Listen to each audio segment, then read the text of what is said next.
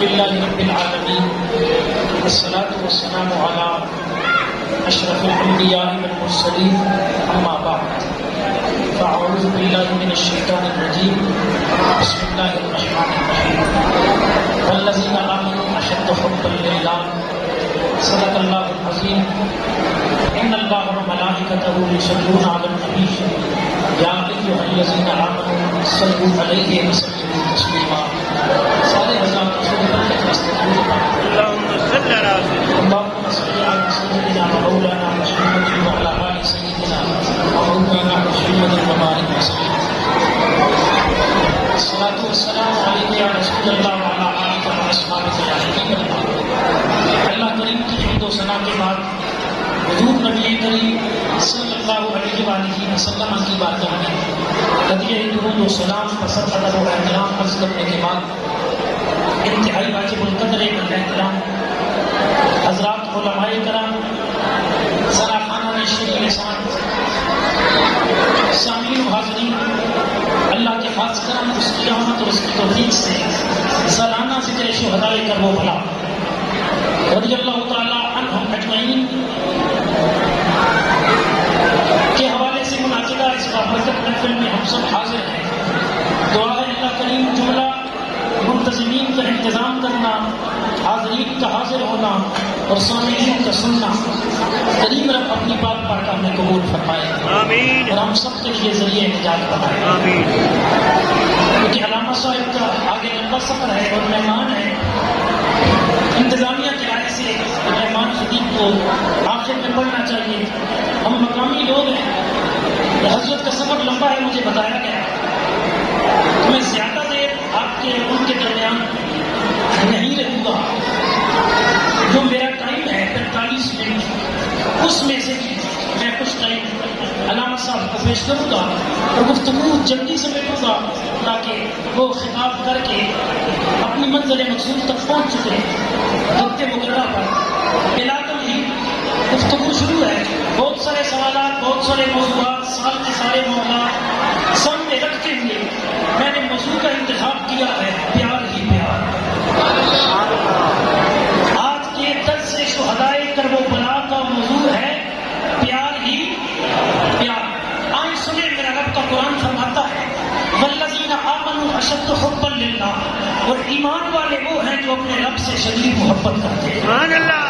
رب سے محبت نہ ہو تو ایمان نہیں ہوتا، رب سے محبت نہ ہو تو ایمان نہیں ہوتا. میں کل سے آج تک 13 پروگرام کر چکا ہوں، ٹھیک ہے.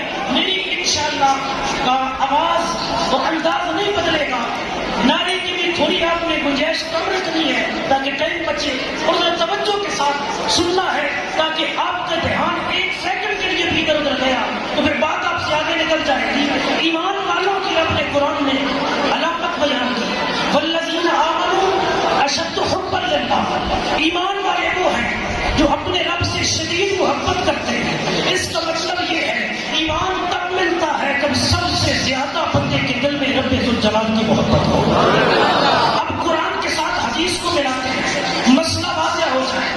اس کا شور ڈبلی کے پاس کوئی شور نہیں، بڑی مہربانی. میں کل سمجھاؤں بس اتنی محنت کی تھی، ٹھیک ہے. گالی نہیں سمجھ آئے تو پھر کہ وہ باتیں کرانی نہیں، بڑی توجہ کرانی کا دھاسا یہ ٹھیک ہے. اللہ کی محبت کے بغیر بندہ مومن نہیں بن سکتا.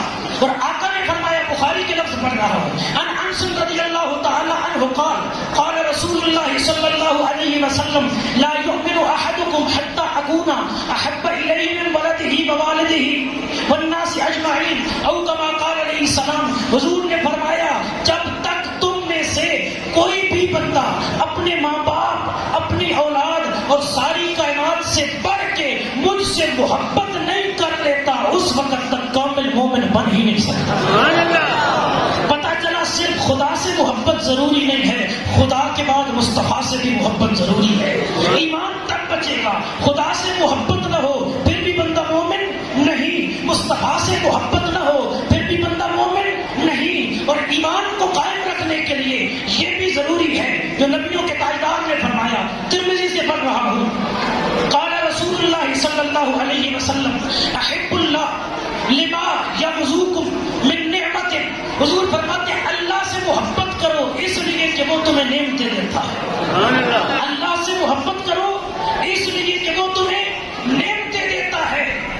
وَأَحِبُّونِي لِحُبِّ اللَّهِ، اور میں مصطفیٰ سے محبت کرو کہ خدا بھی مجھ سے محبت کرتا ہے، کہ میں خدا کا محبوب ہوں، اس لیے مجھ سے محبت کرو۔ جب محبت خدا کی باری آئی، مصطفیٰ کریم نے علت کیا بیان کی، وجہ کیا بیان کی؟ فرمایا اللہ سے محبت کرو کہ وہ نعمتیں دیتا ہے، وہ نعمتیں دیتا ہے۔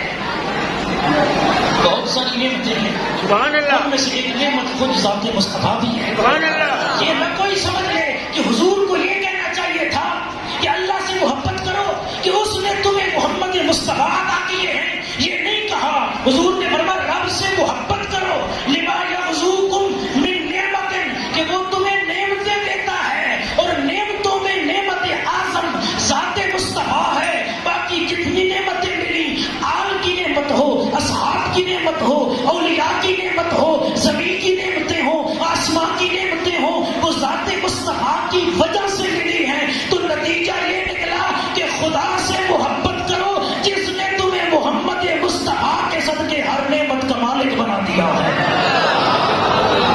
اللہ اکبر۔ ابھی میں 25-30 منٹ میں کلوز کرنا ہے۔ بڑی مہربانی آپ کی، بڑی محبت کے ساتھ جیسے توجہ آپ کی کامل ہے وہ کامل رہے، تاکہ حضرت ہمارے مہمان آئے ہیں پریشان ہو کے یہاں سے نہ جائیں۔ یہ حضرت شاہ یوسف کی نگری ہے جہاں بڑے بڑے لوگ آئے، جی مدو کاما آیا یا حبیب گانگا آیا، جو بھی یہاں پہ آیا۔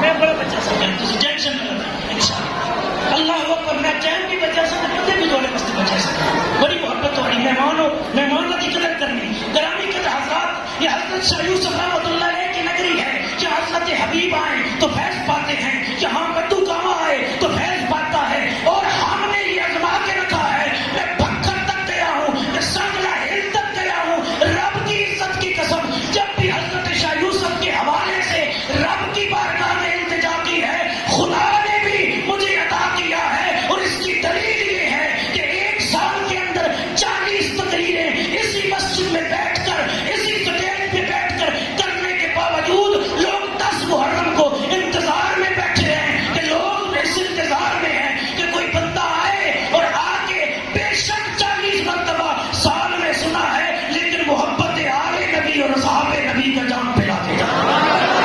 حضرت شاہ یوسف کی نگری کا فیض ہے، میں یقیناً یہ سمجھتا ہوں اور میرا یہ عقیدہ اور ایمان ہے۔ بڑی توجہ، آقا نے فرمایا رب سے محبت کرو وہ تمہیں نعمتیں دیتا ہے۔ آگے انداز بدل گیا، فرمایا مجھ سے محبت کرو کہ میں اس کا محبوب ہوں۔ سبحان اللہ۔ بڑی توجہ، حدیث مرتبہ بار بار سنیں شرح اور اپنے دل کو کھولیں۔ آقا نے فرمایا مجھ سے محبت کرو کہ میں رب کا بھی محبوب ہوں۔ رب کریم کی ذات سب سے بڑی، وہ مالک، وہ خالق، وہ رزاق، وہ جبار، لیکن وہ بھی محمد مصطفیٰ سے محبت کرتا ہے۔ وہ مالک ہو کے مصطفیٰ سے محبت کرتا ہے۔ اور آپ کو اور میرا درجہ شریعت میں کیا ہے؟ ہم مصطفیٰ کے غلام ہیں۔ جب مصطفیٰ کا مالک مصطفیٰ سے محبت کرتا ہے تو غلاموں کا زیادہ حق بنتا ہے کہ ساری زندگی مصطفیٰ کی محبت میں گزاریں۔ اگلا جملہ کرانے کے حضرات، آقا نے فرمایا وَأَحِبُّ أَهْلَ بَيْتِي لِحُبِّي، فرمایا تم نے خدا کو مانا کہ وہ نعمتیں دیتا ہے، تم نے مصطفیٰ کو مانا کہ یہ خدا کا محبوب ہے، اور فرمایا کچھ میرے بھی پیارے ہیں، میری آل بیت سے محبت کرنا کہ میں مصطفیٰ ان سے محبت کرتا ہوں۔ اللہ اکبر۔ اور اگلی حدیث یہ میں نے راستے میں آتے ہوئے ابھی یہ کھڑکن پل کے پاس موبائل سے نکال کے پڑھی، میں نے زندگی میں پہلی مرتبہ پڑھی، اور میں ایمان یقین سے کہتا ہوں اکثر لوگ علماء کے علاوہ یہ پہلی مرتبہ سنیں گے۔ یہاں محبت خدا کا تذکرہ، اس حدیث میں محبت مصطفیٰ کا تذکرہ، اس حدیث میں محبت آل بیت اطہار کا تذکرہ، اور جامع الصغیر سے تو راستے میں حدیث پڑھی، میرے کریم آقا نے فرمایا اللہ جس بندے کے ساتھ بھلائی اور خیر کا ارادہ کرتا ہے، رب جس سے محبت کرنا چاہتا ہے، رب اس کے دل میں میرے اصحاب کی محبت کو پیدا فرما دیتا ہے۔ یہ ہے پیار ہی پیار، خدا سے محبت، مصطفیٰ سے محبت، آل نبی سے محبت، اصحاب نبی سے محبت۔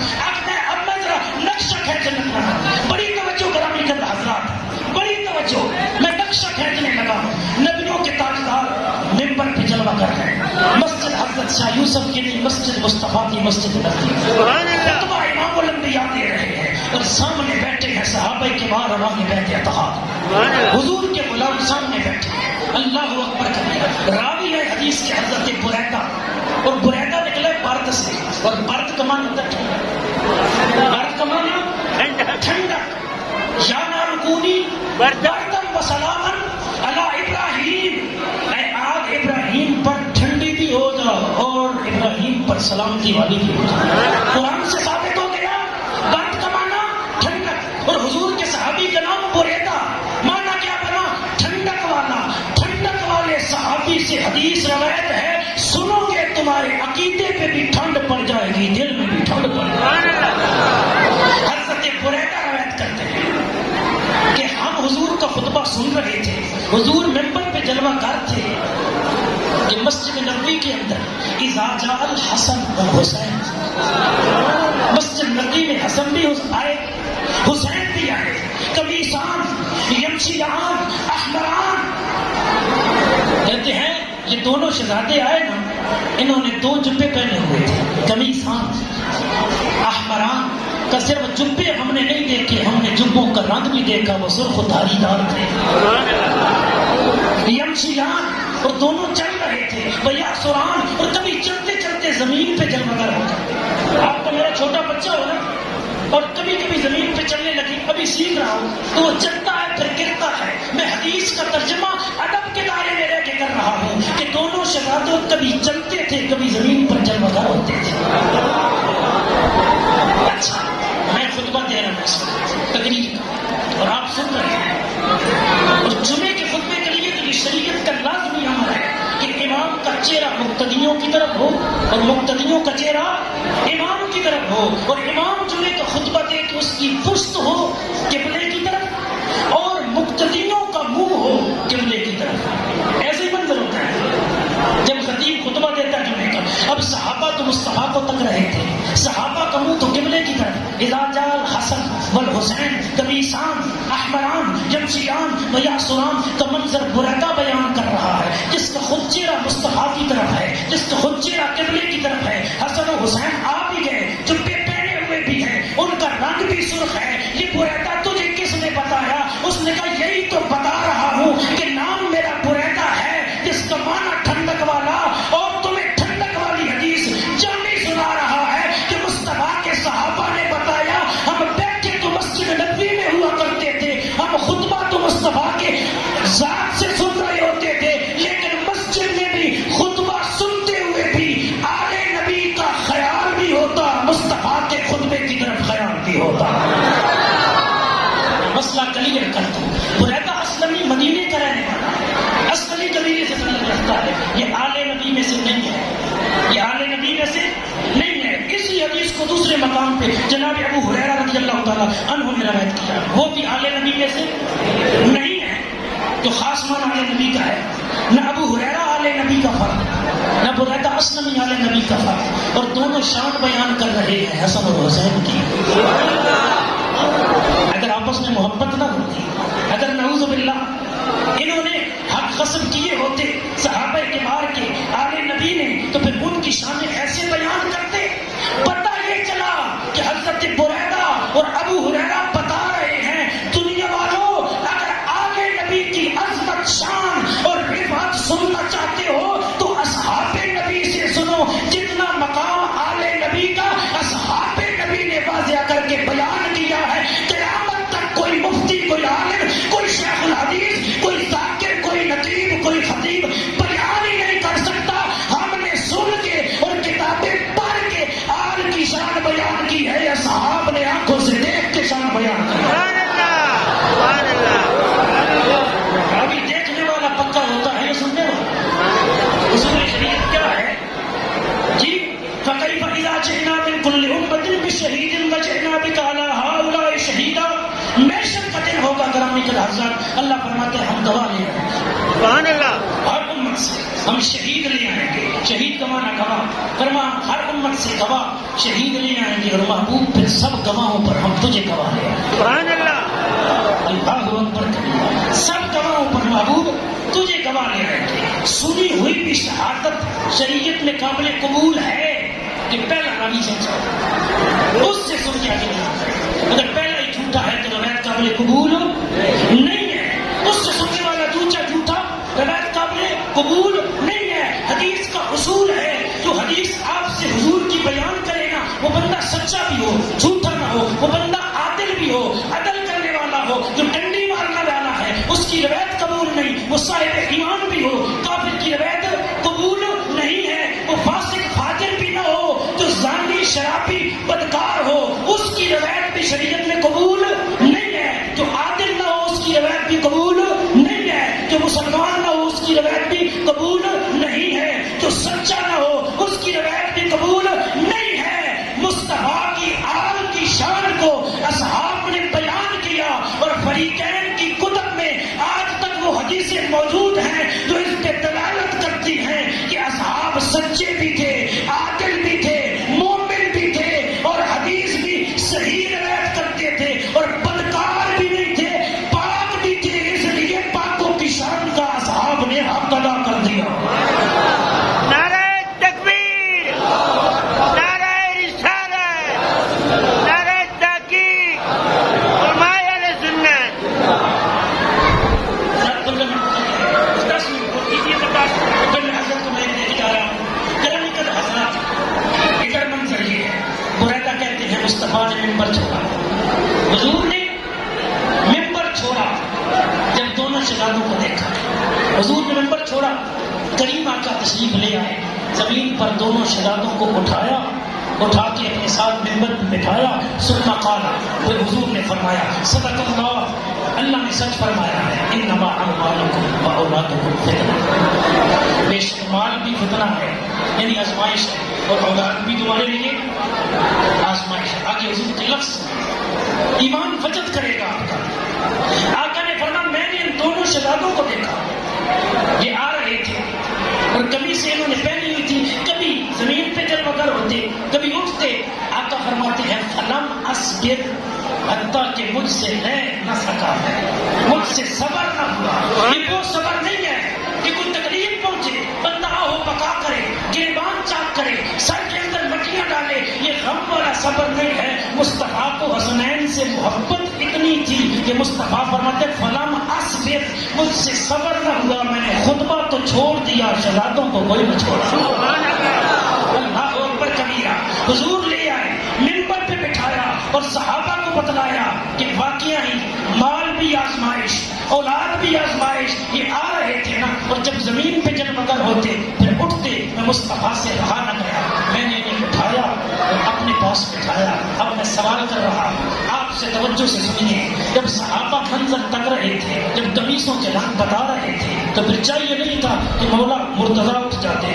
چلو ابو بکر عمر کو تھوڑی دیر کے لیے سائڈ پہ رکھو، مولا مرتضیٰ اٹھ جاتے، اٹھتے اور اپنے بیٹوں کو اٹھاتے. سمجھ آ رہی ہے آپ؟ لیکن مولا مرتضیٰ نہ اٹھے، باقی بھی کوئی نہ اٹھے ساتھ. یہ جب خطیب خطبہ دے رہا ہو نا، اور کوئی بندہ آپ کے ساتھ والا بات کرے، بخاری اور مسلم کی حدیث ہے، اور آپ اس کو کہیں چپ کر یار، فرمایا یہ بھی اس نے بے معنی بات کی. لغو بات. خطبے کے دوران کسی کو نیکی کا حکم دینا، یعنی چپ کر مسجد میں، یہ بھی اسلام میں جائز نہیں ہے. صحابہ اس لیے نہیں اٹھے کہ اگر ہم اٹھ گئے تو یہ خطبے کے دوران جائز نہیں ہے. اب مصطفیٰ کی شانوں کو تکڑی پہ توڑنے والوں، سوچو تو صحیح، تیرا میرا خطیب آج منبر سے اٹھ کے جائے کسی پیر کے لیے، کسی فقیر کے لیے، کسی عالم کے لیے، اپنے بیٹوں کے لیے، پوتوں کے لیے خطبے میں ہار جاتا ہے، اس کا یہ کام گناہ بن جاتا ہے. مصطفیٰ منبر چھوڑ کے آئے، شہزادوں کو اٹھائیں، منبر پہ بٹھائیں. شریعت بھی چلتی رہتی ہے، مصطفیٰ کا اپنی آپ سے پیار بھی چلتا ہے. نعرہ تکبیر، نعرہ رسالت، نعرہ خلافت، نعرہ حیدری، شہدائے کربلا، شہدائے کربلا. گرامی کے حضرات، اب ذرا کربلا میں لے چلتا ہوں جی، تاکہ ادھر کی حافظ لگ جائے. فضائل یہی میں ختم کرتا ہوں. شریعت کے دو راستے ہیں. شریعت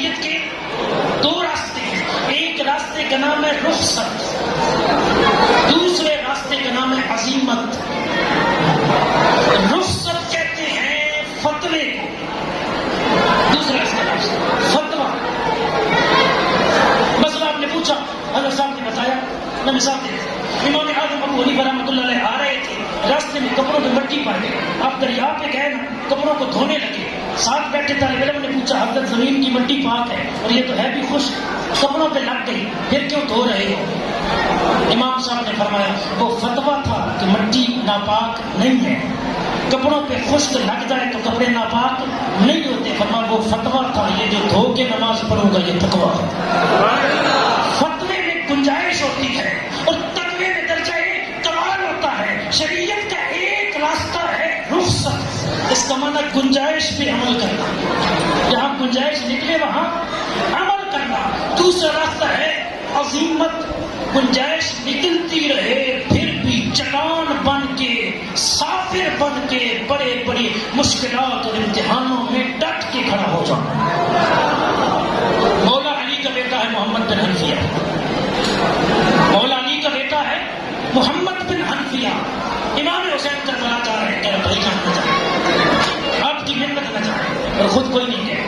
محمد بن حنفیہ کی 12 اولادیں ہیں, کربلا میں کوئی نہیں گئے. محمد بن حنفیہ مولا حسین کا سکا بھائی, کربلا میں کوئی نہیں گیا, لڑائی کوئی نہیں کی, شہید کوئی نہیں ہوا. مولا حسین کو بھی روک رہا ہے کہ نہ جائیں, ان کوفیوں نے ہمارے بابا کے ساتھ وفا کوئی نہیں کی, ہمارے ساتھ بھی نہیں کریں گے. امام کربلا میں کھڑے ہیں, ابن زیاد کہہ رہا ہے جناب یزید تو دور بیٹھا ہے نا, آپ یزید کے نام پر میرے ہاتھ پہ بیٹھ کر لیں, مجھے لکھ کے دے دیں, ابھی آپ کو یہیں سے جانے دیں گے, مال بھی دیں گے, گورنری بھی دیں گے, آپ شادی کے لیے کہیں گے, جس عورت کا انتخاب کریں گے شادی بھی کروائیں گے, لیکن آپ مہربانی کیجیے بیعت کر لیں. اب مسئلہ سمجھیں, اگر امام بیعت کر لیتے, اگر امام لکھ کے دے دیتے ابن زیاد کو کہ ٹھیک ہے میں نے یزید کو مان لیا, تو علی اکبر بچ نہیں جانا تھا, علی اصغر نے بچ نہیں جانا تھا, بات ہی ختم ہو جاتی. محمد نے غازی عباس نے بچ نہیں جانا تھا, اور محمد بن حنفیہ نے اسی راستے پہ عمل کیا. آل نبی میں سے عبداللہ بن عباس اسی راستے پہ عمل کیا. جو کہتے ہیں اسی راستے پہ عمل کیا, جو کہتے ہیں نا کہ صحابہ جب موجود تھے مدینے کے اندر ہزاروں کی تعداد میں, پھر آل نبی کے ساتھ کربلا میں کیوں نہیں گئے؟ میں نے کہا پہلے تو یہ سوال ہی غلط ہے کہ 72 تن شہید ہوئے ہیں, 19 افراد آل بیت کے تھے, باقی 10 تربیہ کون؟ حضور کا صحابیہ نام ہے مسلم, عمر ہے 85 سال, چٹی داڑھی والا بابا حسین کے کندھے نال کھلو کے کربلا شہید ہو گیا. حضور کا صحابیہ نام ہے عبداللہ, عمر 90 سال, حسین کے سامنے کھڑا ہو کے کربلا شہید ہو گیا. 7 تو 8 صحابہ کربلا شہید. یہ سوال ہی غلط ہے کہ نہیں گئے. ہاں یہ سوال بنتا ہے کہ سارے کیوں نہیں گئے. میں کہوں گا جیسے محمد بن حنفیہ نہیں گئے, مولا حسین کے بھائی ان کی اولاد نہیں گئی. کیوں؟ وہ یہ سمجھتے تھے کوفیوں نے وفا نہیں کرنی, کوفیوں نے کوئی نہیں ماننا. شریعت کا جو راستہ تھا نا رخصت والا, جو فتوے والا, جس میں گنجائش نکلتی تھی, آل کے دوسرے افراد نے اور اصحاب نے اس راستے پہ عمل کیا. اور حسین ابن علی کیونکہ معیار میں, کردار میں, اقوال میں, افعال میں اس وقت روح زمین پہ جتنے لوگ موجود سے سب سے افضل تھے. اور افضل ہونے کا قرآن میں طریقہ کیا ہوا؟ ان اکرمکم عند اللہ اتقاکم, تم میں سے سب سے زیادہ رب کے نزدیک وہ ہے تو زیادہ تقوی والا ہے. اس وقت روح زمین پر جتنی آل نبی, جتنے اصحاب نبی موجود تھے, ان سب میں زیادہ تقوی والا امام حسین تھا. باقی بھی نہ جاتے اور امام بھی نہ جاتے تو سارے رخصت پہ عمل کرنے والے بن جاتے, تقوی پہ, فتوے پہ عمل کرنے والے بن جاتے. حسین نے رخصت کو چھوڑا اور عزیمت کو اپنایا, ورنہ ساری دنیا جائے نہ جائے میں تقوی میں بڑا ہوں تو امتحان بھی بڑا دے کے دنیا والوں کے لیے نمونہ پیدا کر دوں گا. نہ گئے وہ بھی حق پر تھے, فتوے پہ عمل کیا, اور جو گئے وہ بھی حق پر تھے. اللہ اکبر کبیر. اور پھر گرامی حضرات, اس میں بھی توجہ کرنے کی ضرورت ہے کہ امام حسین رضی اللہ تعالیٰ عنہ نے جو نہیں گئے ان کو برا نہیں کہا, ان کو برا نہیں کہا, ان کا قصور نہیں گنوایا کہ کیوں نہیں آئے. یہ دسو حسین زیادہ سمجھدار ہے کہ 14 صدیاں بعد آنے والے مولوی زیادہ سمجھدار ہے؟ حسین ابن علی تو کہتے ہیں ٹھیک ہے ان کی مرضی کر رہے ہیں,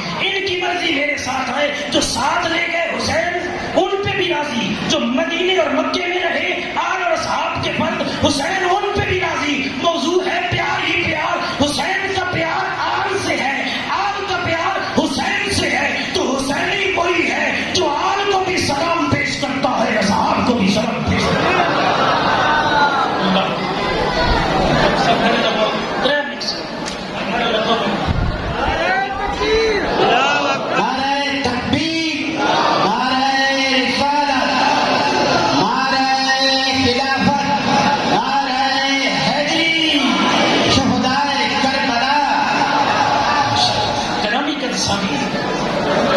میں نے تاریخ چھانی, میں نے کتب کھنگالی, اور فریقین کی میں صرف اپنے نہیں پڑھتا, میں پرایوں کی بھی پڑھتا ہوں. کیونکہ پرایا بھی مسئلہ پوچھنے آتا ہے تو میں بتا تو سکوں کہ سنی کا عقیدہ وہ ہے جو اپنوں سے بھی ثابت ہے, غیروں سے بھی ثابت ہے.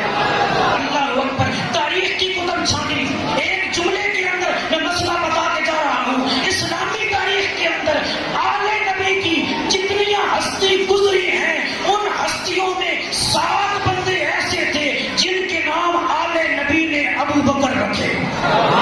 آل نبی نے 7 بندے جن کے نام ابو بکر, اور میں حیران ہو گیا کل پڑھ کے, آل نبی میں 17 بندے ہیں جن کا نام عمر رکھا گیا, اور آل نبی میں 3 بندے ہیں جن کا نام عثمان رکھا گیا.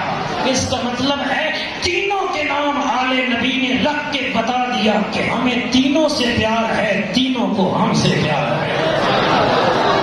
اللہ باقی گرامی کے حضرات, جب صحابہ کے بعد آل بیت نے کہا ان کا مقام بیان کیا جائے تو شریعت کے اصول ہے, اس اصول کو یاد کر لیں. آگے آپ اپنے مسئلے معاملات کرتے ہیں. شریعت کا اصول کیا ہے؟ اصول یہ ہے کہ ایک ہستی کی شان بیان کرتے ہوئے دوسری ہستی کی توہین کرنا جائز نہیں ہے. یعنی آپ کی شان بیان کریں اور اصحاب کی توہین کریں, یہ بھی شریعت کے اندر غلط ہے, شریعت کے اندر غلط ہے.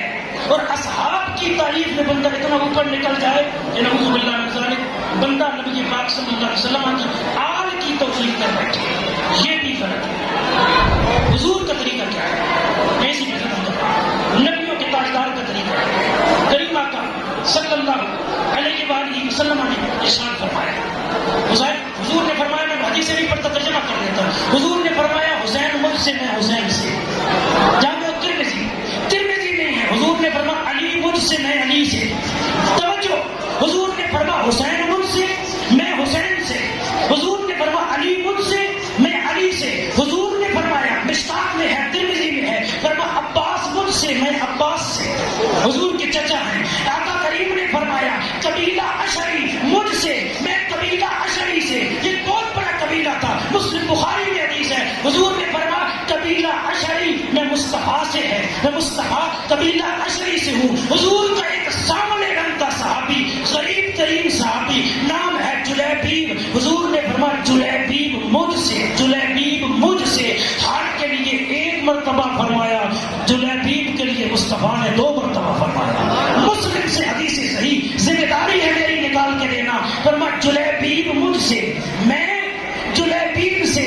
فرمایا انصار کی محبت, جو مدینے والے صحابہ ہیں, فرمایا انصار کی محبت میں مصطفیٰ کی محبت ہے. فرمایا آل کی محبت میں مصطفیٰ کی محبت ہے. فرمایا آل سے بغض نہ رکھنا, جو آل سے بغض رکھے گا تو میری وجہ سے رکھے گا, جو آل سے محبت کرے گا تو میری وجہ سے کرے گا. فرمایا میرے اصحاب کو میرے وصال کے بعد اپنے تانوں کا نشانہ نہ بنانا. جس نے ان کو تکلیف دی, مفہوم حدیث یہ ہے مطلق مسلمان کے لیے کہ جس نے کسی مسلم کو تکلیف دی اس نے مجھے تکلیف دی, اور جس نے مجھے تکلیف دی اس نے رب کو تکلیف دی. آل کی توہین کرنا, مصطفیٰ کو تکلیف دینے کے مترادف